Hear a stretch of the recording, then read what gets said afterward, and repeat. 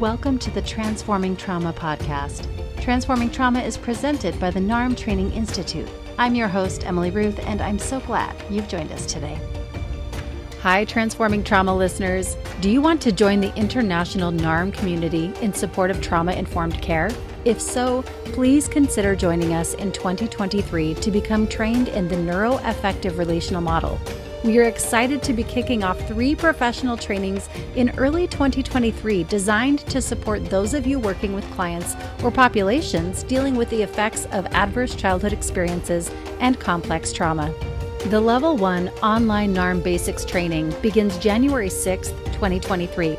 This Level 1 training is designed for helping professionals in a variety of fields, such as mental health professionals, substance abuse counselors, educators, doctors, nurses, other healthcare providers, coaches, and more. If you are a licensed mental health practitioner, you can join the Level 2 NARM Therapist training. This Level 2 training is a clinical training designed for licensed mental health professionals, current mental health graduate students, and active clinical interns and trainees, where you will get trained in a comprehensive developmental framework and clinical approach for resolving the long-term impacts of ACEs and CPTSD. The Level 2 trainings will be offered in person in the San Francisco Bay Area beginning January 2023 and in an online format beginning February 2023. We hope you will join us in 2023 for learning how to transform trauma. For more information on these trainings and to apply, please visit narmtraining.com/schedule. Laura Reagan, LCSWC, is an integrative trauma therapist, consultant, and coach who owns a group practice outside of Baltimore, Maryland. Since 2015, Laura has hosted Therapy Chat podcast, and in 2021, she founded the Trauma Therapist Network, a resource to share information about trauma and help people locate a trauma therapist in their area. Laura is passionate about spreading the message that trauma is real, healing is possible, and help is available. Please enjoy my conversation with Laura Reagan. Okay, I'm sitting here with Laura Reagan. Welcome to the podcast. We're so happy to have you on Transforming Trauma. Thank you. I'm so grateful to be here. Yeah, so I'm happy to have this time together to connect with you and talk about the work you're doing. And I'd love to start with asking you a question that we ask all of our guests here on Transforming Trauma. What would you like listeners to get out of our time together today? That's a wonderful question and a great therapy starting question. I think what I want people to get out of our time is to consider ways that trauma might be showing up in their lives that isn't exactly what they might have thought of when they think of trauma. Because I think trauma is super prevalent. We all know that. And it's very common in clients who come through our offices as therapists. But I think it's very common in therapists as well. And we often sort of look at it as, we don't really have trauma when we usually do. And the ways that it can sneak up on us can really interfere with therapy, for one thing. Right. And interfere with our own well-being as we're doing the work. So I think that that's the piece that I hope people will be able to reflect about when we finish. Thank you. So tell us a little bit more about the work that you're doing in the field. Sure. I have many hats I wear. Yeah. So I own a group practice, and I recently stopped working with clients directly, not necessarily forever, but for the near future.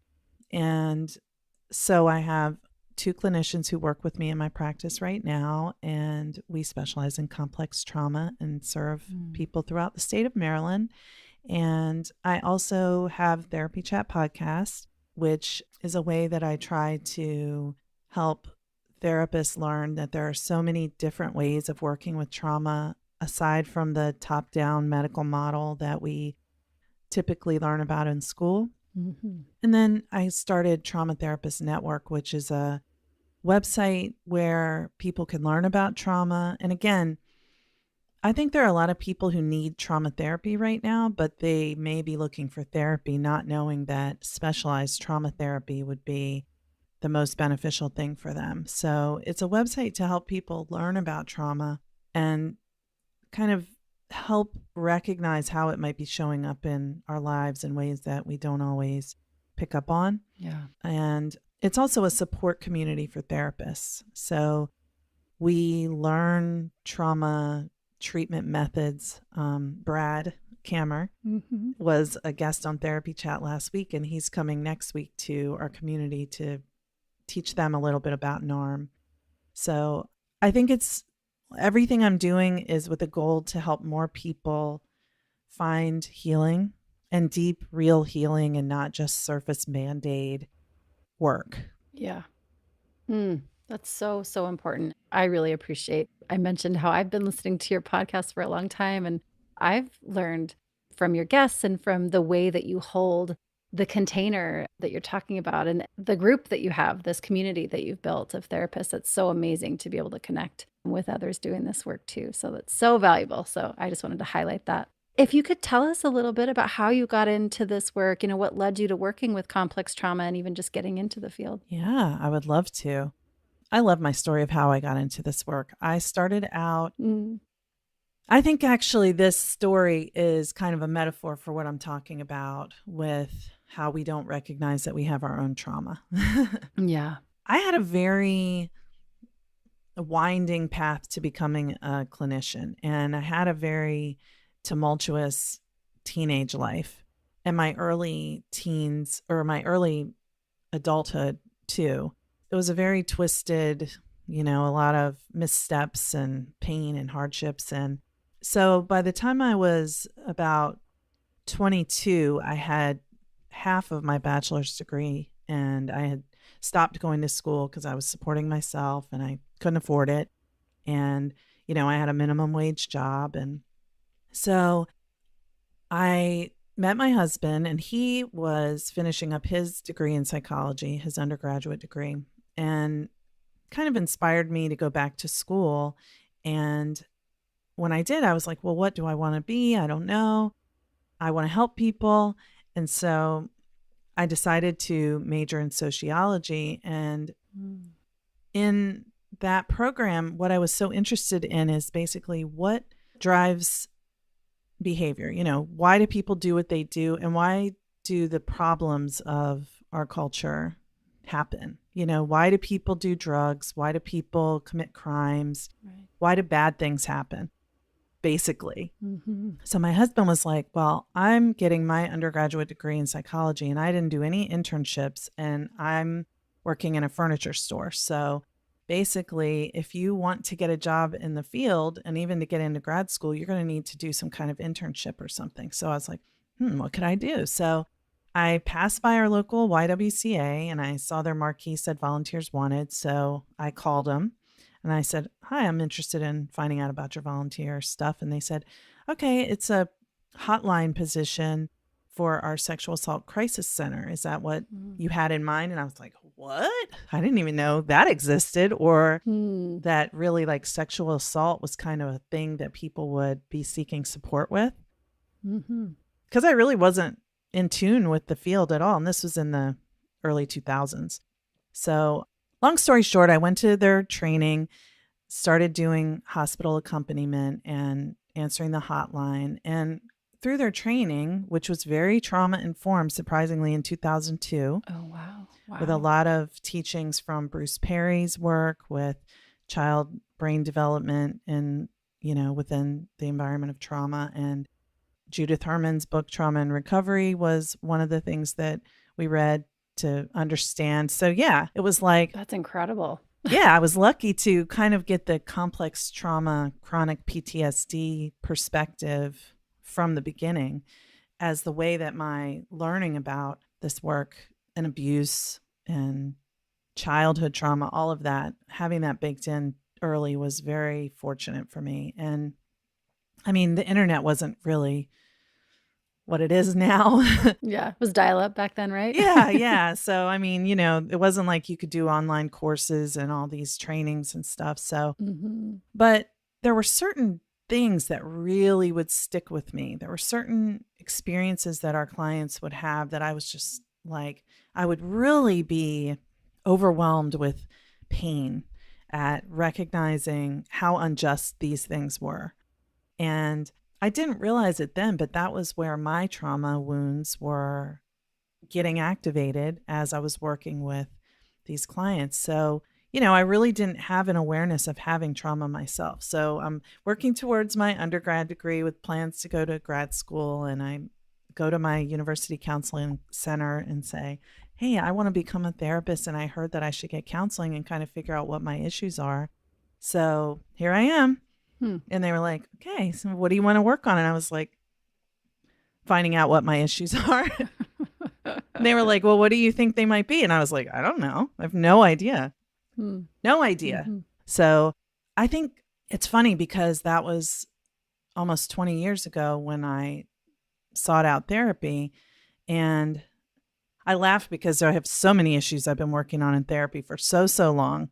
And it's like, I literally just did not know that these things were affecting me. And if I had gone into the field then without doing therapy, oh my gosh, I can't imagine what harm I would have done because I really would have been very blind to a lot of things. So I'm curious where you got that message. Who was it that told you, hey, it might be a good idea for you to go to therapy beforehand? Yeah. I think the first place it came from was my supervisor at the Sexual Assault Crisis Center. She literally said, we all have mother issues here. Do you have mother issues? And I was like, I don't think so. And she was like, well, you probably do. And you'll find out when your clients trigger them in you. And I was like, interesting. It's total mystery. But like my parents got divorced when I was 6 and my mom left. So do I have mommy issues? Yes, I do. So. And it hadn't occurred to you. No.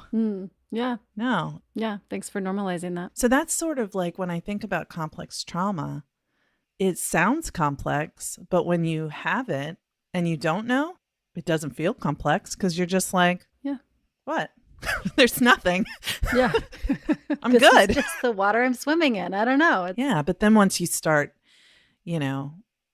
exploring, you find out, things that I thought were maybe like personality traits of mine are actually just reactions to trauma or adaptations that developed because I couldn't tolerate something. So I, brilliantly, my brain put up a structure to make sure that I didn't have to feel that for a long time. But then it's also that beautiful clarity where it's like, these underlying things are driving why I behave the way I do. And things that I don't understand about myself now make sense. And I don't have to relate from that place now that I know. Right. Yeah. It's like once our eyes are open to it, then we have choices. Before our eyes are open to it, we don't even know any difference. So there is really no choice. So I love what you're highlighting there of when we discover it, then we can use our agency and move through, however we decide. So yeah. You were working in the volunteer position, and where did that take you? Well, I worked as a volunteer for 1.5 years, and then I started working there full time as an employee. So I was there altogether almost 4 years. And then my husband, inspired by me going back to school, went back to school and he started working on his PhD. So then we moved to DC area where we live now so that he could start working in DC. And we were in Virginia. So we were about 4 hours away from DC. Now we're about an hour away. But anyway, we moved up here and I took another position at a sexual assault crisis center. And, I would have these moments where I would be so passionate, so devoted, so focused on the work. And then something would happen where I would like crash. It was like, I don't know if it would fit burnout, but it was definitely having a trauma reaction that, became overwhelming and caused me to have to say, let me reevaluate what's happening here. And often in our field, there's so many unsupportive agency environments and things like that, on-call demands, things that really tax our inner resources. And then maybe something in our personal life comes along that adds to our emotional burden. And that's when, we just are like, I can't take this. Mm-hmm. And Mm-hmm. so I never wanted to leave the field. I guess I mentioned that because those were kind of like indications that I was really being affected negatively by the work. I was the only one really noticing it or concerned about it, so I had to sort of just look out for myself with it instead of having the supervision to be, mentored and guided more, like to understand what was happening. In many ways, it looked maybe from the outside, no one would perceive you as like that you're functioning at a lower, like you were just showing up and doing the stuff, but internally your experience was something's wrong. Yeah. I was really pushing through. Mm-hmm. I'm sure people could see that my work was, or my emotional capacity was suffering, but it wasn't getting through why.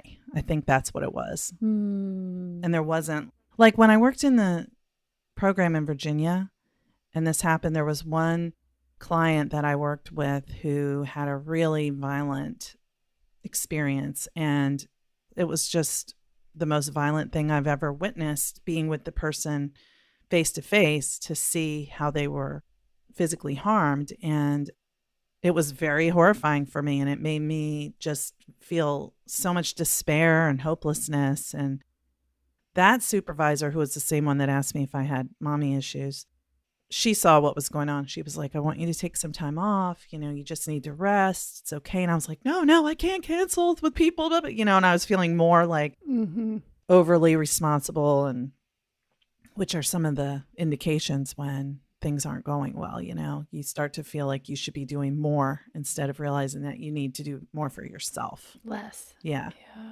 But then later in some of the other agencies I worked in, it was less of a supportive relationship with the supervisor and less of an awareness of trauma. So that was, I think the difference was that my first supervisor knew about trauma. So she could see when the trauma reaction was happening.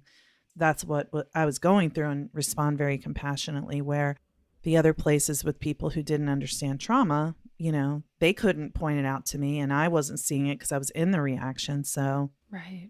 I was just kind of like, I got to get out of this job. And so I did that and went to a more supportive place. And when we moved up here, that's when I went to grad school. And it still wasn't trauma informed, my program or anything, but that was the perspective that I had. So I just used that to explore for myself and, focused on trauma focused interventions and things like that. Then I've worked in like hospitals, and I've worked in a variety of places, but my passion has always been to work with people who've experienced childhood abuse, because I think it's so prevalent, and violence in the world of children is so prevalent, even if it's not framed as abusive, because in a lot of places it may be perfectly legal and acceptable to hit children. But, when an attachment caregiver is physically hurting them, that's not safe. It's traumatic. It's traumatic. Yeah. And it's attachment trauma too. Right. So you've been passionate about that since the beginning. And so that was kind of always the lens I'm hearing as you moved through your education, that you always kind of used that lens, that foundation that I heard you got at that very first volunteer position. That's so wonderful. Yeah, I was really lucky. So that's what brought you into the field. And then so you went on to grad school and got your LCSWC. Yeah. And now you said you run an agency and you have this podcast and a community that you run. So I imagine you have lots of opportunities in working with other clinicians and clients and the people in the spaces that you've created. I wonder if you have any, stories that you'd like to share with us, or that you'd feel comfortable sharing, just in terms of, struggle or, ways folks have navigated and come on the other side. I'm so curious what you've learned. Sure. Well, I love helping therapists become more skilled in trauma work, trauma and attachment. When I say trauma, I'm really referring to trauma and attachment. But I think that when you learn about trauma, and especially complex trauma, because complex trauma clients are often the ones who come in appearing very high functioning. So when we hear complex trauma, we think people who are very disorganized, people who are struggling in multiple areas of their lives. And that can certainly be true, but there are so many people with complex trauma who are really doing everything outwardly in their lives. Everything's going pretty well. Usually it's internally. They feel, a lot of self-loathing and, shame. And so I love helping therapists learn about that. I love helping therapists explore their own inner worlds to have the most access to their highest selves to bring to the work. Because again, I feel like it's important that where our blind spots are our pain spots, So we can be very blind to what it's like for our clients, and we can miss important opportunities for healing, or we can relationally reenact, those abusive patterns even through our lack of self-awareness. So I just feel like that's really important. So I'll tell you one story, which is about me again, that when I started doing that therapy way back in the 2000s, as I was trying to get tuned into what was going on inside me, I remember one time I was writing, one of those write a letter to your mom that you're not going to send, where you say whatever you want to say.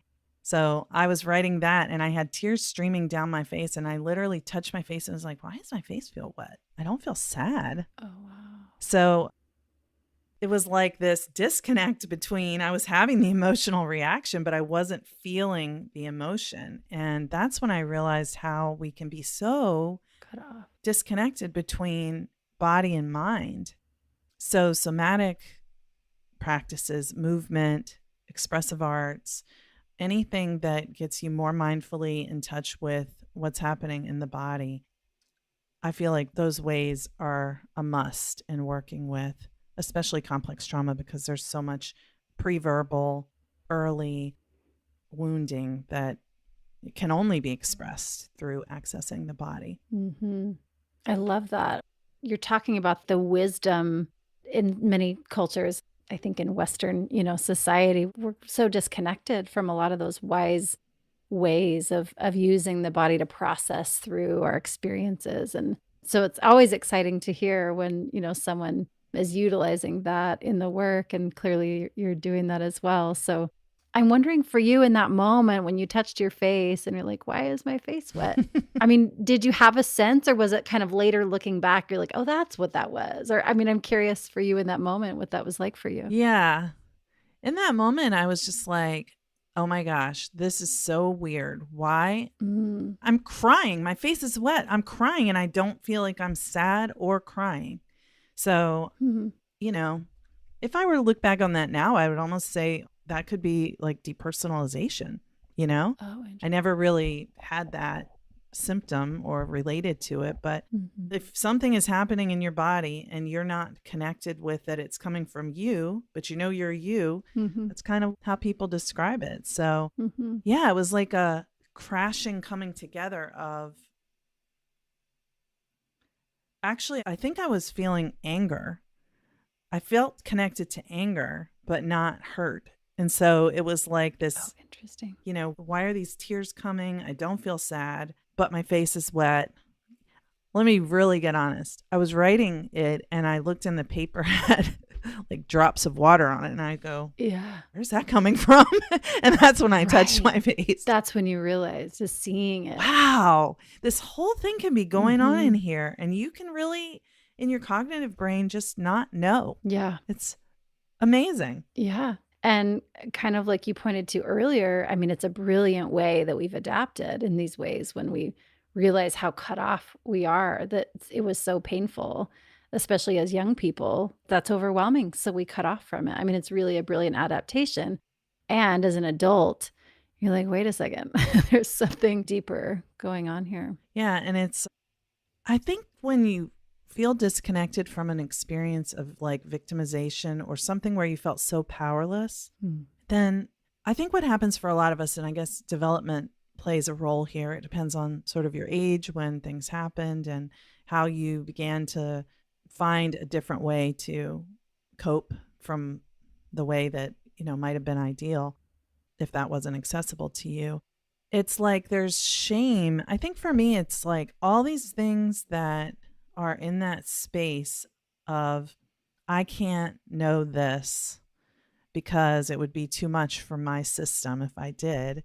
There's a lot of shame there too. It's like those are like pieces of information that confirm that I'm like not lovable or that I'm bad or unworthy in some way. Mm-hmm. So then instead of, at least for me, but I've seen this with my clients too, instead of recognizing that the feelings of being bad or unlovable are actually protecting you from knowing what happened, it's actually, you think, oh, say mom left and that's because she didn't love me, I'm not lovable. You know, that's like a child's interpretation of the situation. But instead of accessing the pain of what that really felt like, it's more like a thought of, you know, I'm bad because this, I'm bad because that, I'm bad because I look like this, or I don't look like this, or I behave this way, you know, making up these, like they say, your cognitive mind makes up a story of why. Right. To make sense of it. Yeah. Yeah. So it's like, as you start to see what's in there and how, oh, of course I felt that way because I was little and I didn't understand what was happening and I was losing my attachment figure, who I needed. Yeah. You know? Mm-hmm. So I didn't want that to be true. So instead I made up, you know, an explanation that was really painful, but not as bad as what that would have felt like then, you know? Mm-hmm. It gives you a beautiful opportunity to realize that all of those negative beliefs about yourself are just things that you made up because it made you feel better in a way. Well, and I'm just thinking you would have felt like I had some control. Yes. Right? Exactly. Like if it was that I was bad, then at least I'm in control of that and maybe I could change it if at some point I wanted to. Exactly. If I could do better, then it wouldn't happen again. Yeah, and that's not as frightening as like my caregiver just left. Like who's going to take care of me? There's a whole void now. Yeah. There for me. At least I can feel some power in that. Well, I must have made this happen. So that makes so much sense. Yeah. And I mean, even like we might learn that, but I think when you experience that knowing from within yourself, Mm-hmm. it's like, oh, and then you can, I think, work with it differently with clients too. Right. Because you can really sort of feel that like complexity, not to overuse the word, but you know, there's so much like tied together to be untangled and uncoupled and Mm-hmm. But that felt sense really yes, like anchors you into something deeper than the cognitive knowing. Because how many times have we like told ourselves, well, of course I knew. yep. I love that scene. You've probably seen the movie Good Will Hunting. That scene where Robin Williams is telling Matt Damon's character, it wasn't your fault. So painful. Anyway, I love that scene in the movie because cognitively he knew, yeah, I know I was a kid. I know I was a kid. But he had that message that it wasn't his fault had never really landed in a felt sense way that I'm hearing you talk about. And yes, how powerful that is when it does land, what that means, because it opens up this whole other space of, well, now that this isn't true, I'm realizing this is true, that it wasn't my fault. And now from an adult place, how do I meet that? Or what do I do with that? yeah. Yeah, I'm just hearing you name. That's so beautiful. So you had that experience. So was it when you were writing the letter? And this is personal, so It's okay. Obviously you don't want to answer the question, but I'm just curious for you, when you're working with clients, like, is that something you kind of refer to internally of, can you see when there's that felt sense experience? Oh, yeah. Yeah. Well, I think so. When you're working with clients and you're giving them, it's kind of a cognitive task to write that letter, right? Mm-hmm. But, you know, you're engaging your creative brain too because you're writing and you're connecting with your emotion. But, you know, write a letter to your mom, letting her know everything. If you didn't have to worry about what she would say back, you know, what would you want to say to her? That can be very cathartic. And it can, I think, be flooding too, you know? So I think where the therapist felt sense of their own experiences really is important is that if you're really tuned into yourself, it's like your body is picking up from their body, it's not just the like nonverbals. Oh, I see you touched your eye, so maybe it means something. But it's like there's a reading from body to body, just like it makes sense when I think about like dogs walking up to each other and sniffing each other and like, oh, you're you. Oh, but for us, we're like, I only know what I see here and what's written down. And, so it's like getting those barriers that you have to your own knowing about your own pain out of the way. So that means, not being so disconnected from your own experiences of pain. Obviously, you don't want to be in your own pain during your session with your clients, but if you're in tune enough with your own experiences and reactions, at worst, you can say, something's happening for me. And at best, you get like clear, like information. It comes from your body. It's like your wisdom tells you something. And so it's like intuition, and I don't know. I love it. No, I'm resonating with this. I think of it like if you've ever seen a stringed instrument where you play one string and the other string vibrates because it's like resonating. Yeah. That's like the image that I get when you're talking of like you just feel something in your body, and not that we're diving into our own experience or going to go there. In NARM, we talk about it like the 50-50. So I'm here and I'm present with you, but I'm feeling it in my own body too. And what you said totally makes sense to me. I love that. So as a clinician, that's what you're able to tune in to your own experience while you're holding the space with the client. And Yeah. And it's slow. It slows things down. And, they say slow is fast in trauma therapy. And when you're in a traumatic experience, time feels different too. So it's like if you're having a reenactment with your client where you don't know that you hate yourself because your mom left, and they are talking about how they hate themselves because their mom left, and you're either gonna abandon them like their mom did, or you're going to like, become overbearing, do something, somehow you're gonna play out with them that dynamic. But if you do know that you used to hate yourself because your mom left, or that sometimes you're really hard on yourself because your mom left, and you can understand how nuanced that can be and how it can feel and how confusing it is and all of those complexities when you're with the client and you're tuned into yourself, you don't have to dissociate from your own experience to be present with them and theirs. Then, it's whatever the opposite of a reenactment would be that, there's like a synchrony between the two bodies, and you're able to help them interregulation, co-regulation. So yeah, I guess basically it would be simple as thinking about it as if you're disconnected from your own experience, then you're dysregulated while they're talking about their thing. And then from your dysregulated place, you don't know you're dysregulated because you're dissociated from it. They're feeling not heard, not attuned, and they probably can't put that into words either, but it'll come out in some other way. Which is what's so fascinating about attachment, right? Yeah, it's amazing, really, how unconsciously all these things can be coming up and we're not even aware if we haven't done that work. And so how vital it is, really, for us to do the self of the therapist piece, because it can come up. I'm just thinking about how it can be a tool, like you're naming, like if we're aware of it, it actually can work in our favor that we've had this experience. Of course, we can be attuned to them. But if we're pushing it away because we haven't, done that work yet, it can be damaging. And I've had my own experience of that. As a client or a therapist? As both, actually. Before I became more trauma informed, I had a situation that now I look back and I think, wow, I was really unaware of what was happening. I didn't, kind of like you named, I didn't even know the work was there to be done. I was very unaware of it. And now looking back, I can know. But I also have an experience in my early 20s with a therapist that it was really painful. Yeah. I'm sorry that you went through that. Yeah.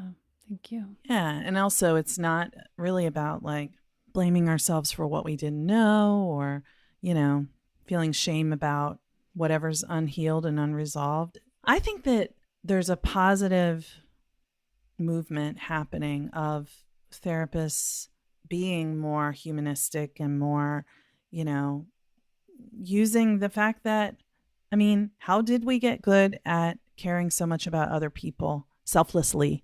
There's a way that happened. Right.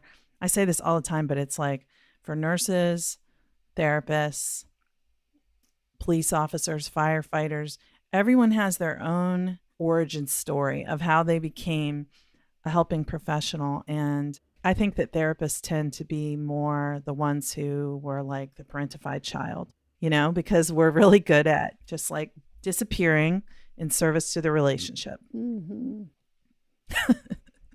Mm-hmm. So I feel like there's almost like a childhood trauma profile that you could kind of look at who did what, Mm-hmm. what you chose to become based on what happened when you were younger. Yeah. If we were the parentified child, then going into a helping profession makes a lot of sense. We're really good at that. Exactly. Yes. Yeah, for sure. So our wounds can be gifts in our work. And honestly, if we looked at them any other way, you'd have to wonder, how open are we to our clients if we judge ourselves for having past experiences of abuse, loss, grief, victimization? That's so interesting you said that. I think every therapist should go into therapy. So, what it's like to be on the other side, if nothing else, than to understand what that's like to be on the other side. But yeah, I know. I call that the methinks thou dost protest too much.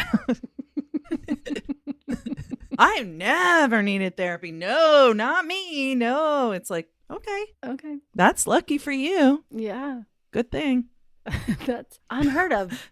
That's good. I'm glad that worked out for you. Yeah. I know we're coming up on our time here, but I wanted to check in and just see, is there anything else that you've learned, either in your process and in process with clients about complex trauma that's really helped you and that you would like others to know? I guess, this isn't necessarily much additional to what I've already said, but I think just please be gentle with yourselves.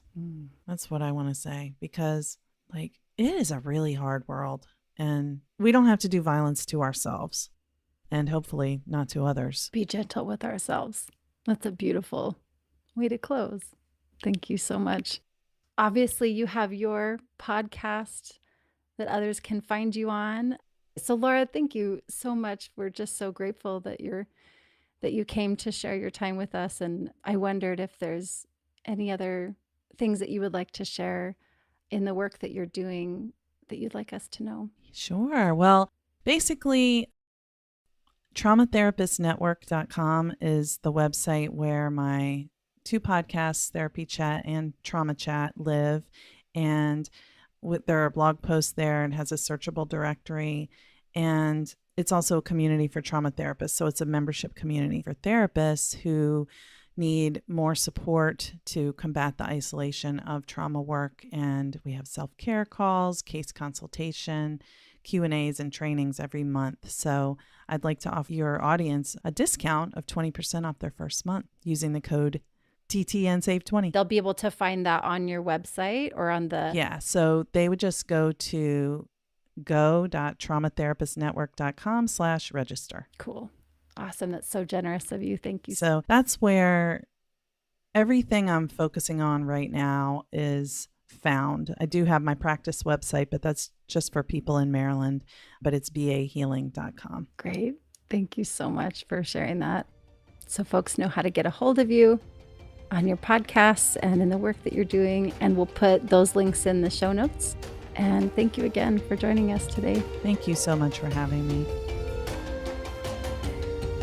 Thanks so much for joining us for today's episode. To find more about our guest and their work, check the show notes or visit us at narmtraining.com/transformingtrauma. Do you want to join the international NARM community in support of trauma-informed care? We are excited to be kicking off 3 professional trainings in early 2023 designed to support those of you working with clients or populations dealing with the effects of adverse childhood experiences and complex trauma. The Level 1 Online NARM Basics Training begins January 6, 2023. This Level 1 training is designed for helping professionals in a variety of fields. If you are a licensed mental health practitioner, you can join the Level 2 NARM Therapist Training. The Level 2 trainings will be offered in person in the San Francisco Bay Area beginning January 2023 and in an online format beginning February 2023. For more information on these trainings and to apply, please visit narmtraining.com/schedule. We hope you will join us in 2023 for learning how to transform trauma. Thanks to Andrea Klunder and the Creative Imposter Studios for producing and editing, to Tori Essex for our album art, and to Brad Kammer for the creation of this podcast. We look forward to building community, connection with you, and changing the world by transforming trauma.